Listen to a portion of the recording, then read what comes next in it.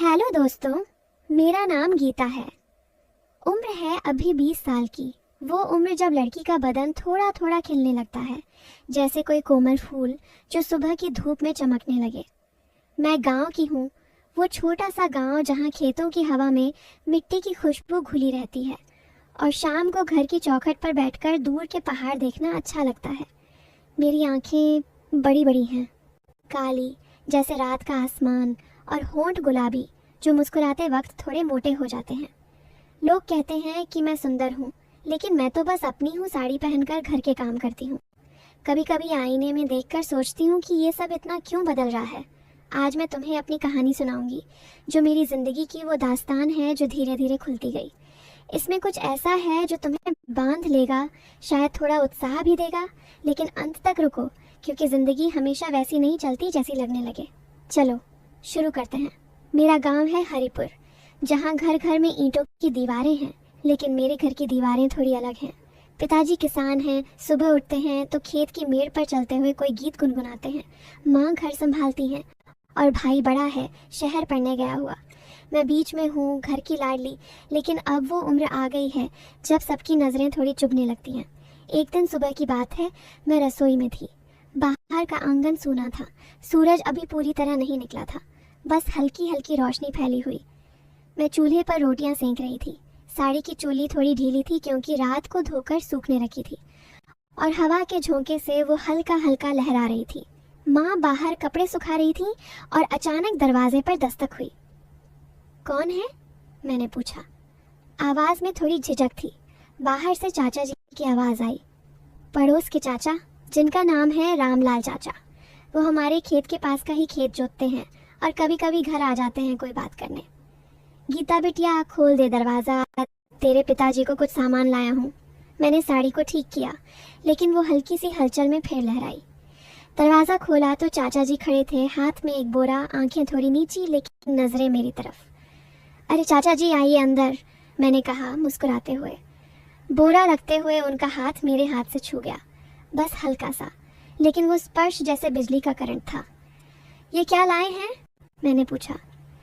बीज हैं, तेरे पिताजी के लिए, अच्छे वाले। उनकी आंखें मेरी कमर पर रुकीं, जहां साड़ी की फुदक थोड़ी ढीली थी। मैंने सोचा शायद हवा का कमाल है, लेकिन मन में एक अजीब सी हलचल हुई। माँ ने पुकारा, गीता चाय बना दे चाचा जी के लिए। मैं रसोई में चली गई, पानी उबालते हुए सोच रही थी कि चाचा जी की नज़रें क्यों इतनी गहरी लगी। चाय देते वक्त उनका हाथ फिर छुआ, इस बार थोड़ा लंबा।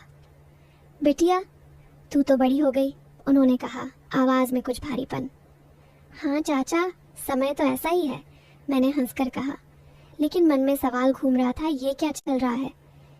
वो दिन बीता, लेकिन शाम को जब पिताजी घर आए तो उन्होंने बताया कि चाचा जी ने खेत में कुछ नया तरीका अपनाया है, बीज बोने का नया ढंग। गीता, तू भी देख लेना कभी।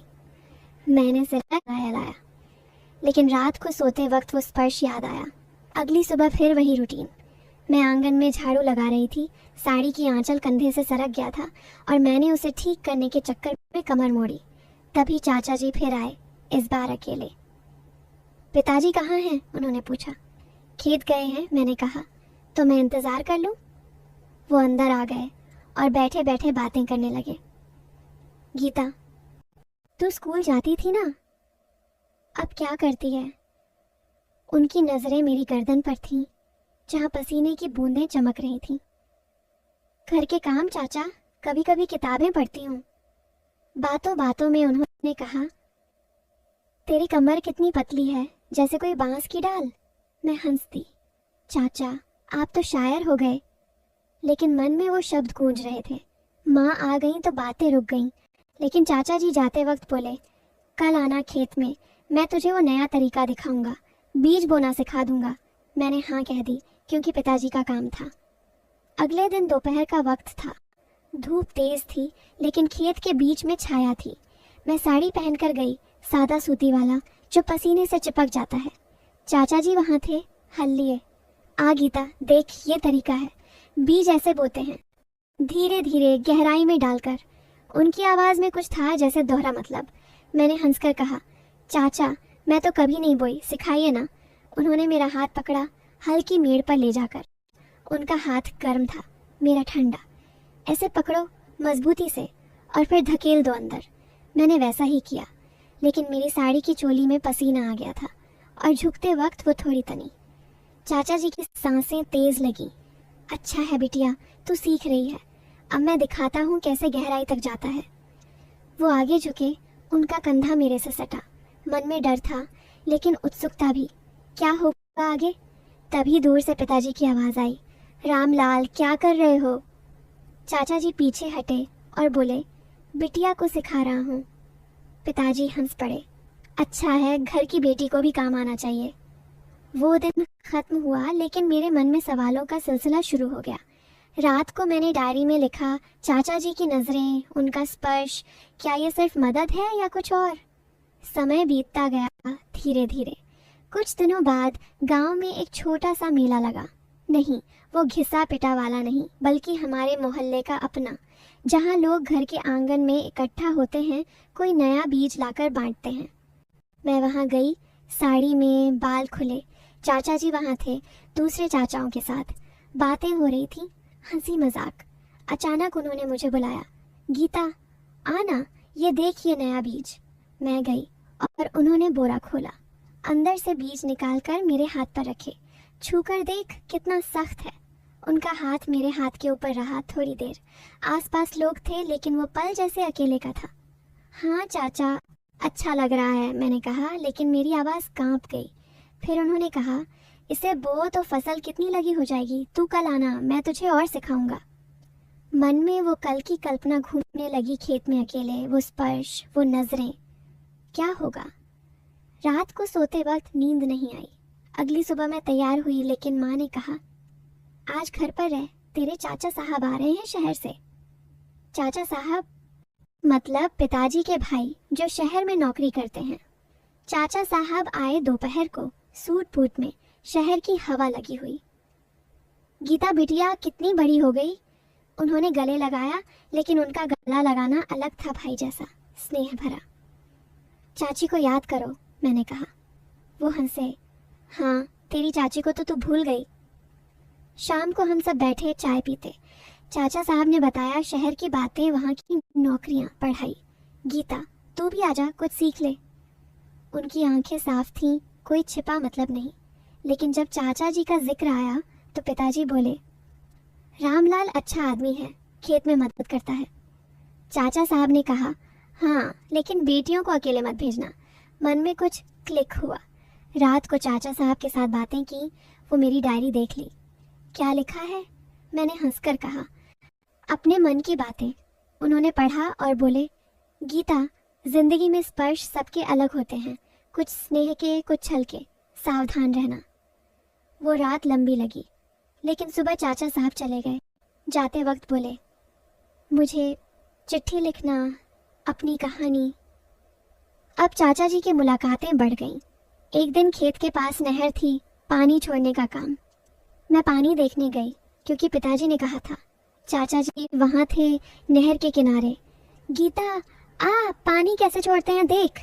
मैं गई, साड़ी को ऊंचा किया, क्योंकि पानी की धारा तेज थी। ऐसे पकड़ो रस्सी, खींचो मजबूती से। उनका हाथ मेरे कंधे पर, गाइड करने को। पानी बहने लगा, लेकिन मेरी साड़ी गीली हो गई, चिपक गई। चाचा देखो क्या हो गया, मैंने शर्माते हुए कहा। वो हंसे, अरे ये तो ठंडक है, आ मैं सुखा दूं। लेकिन तभी गांव का लाला जी आ गया, जो पानी बांटते हैं। रामलाल क्या कर रहे हो? चाचा जी पीछे हटे। घर लौटकर मैंने सोचा, ये सब क्या है। रात को माँ से बात की। माँ, चाचा जी अच्छे हैं ना? माँ ने कहा, हाँ बेटी, लेकिन दुनिया में सब अच्छे नहीं होते, तू अपने काम पर ध्यान दे। धीरे धीरे दिन गुजरते गए।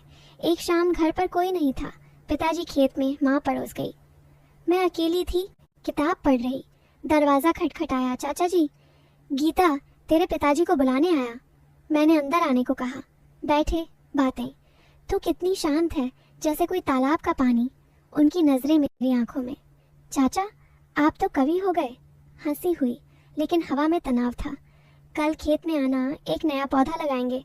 मैंने हाँ कहा। रात को नींद में सपना आया, खेत, स्पर्श, लेकिन अंत में फूल खिले।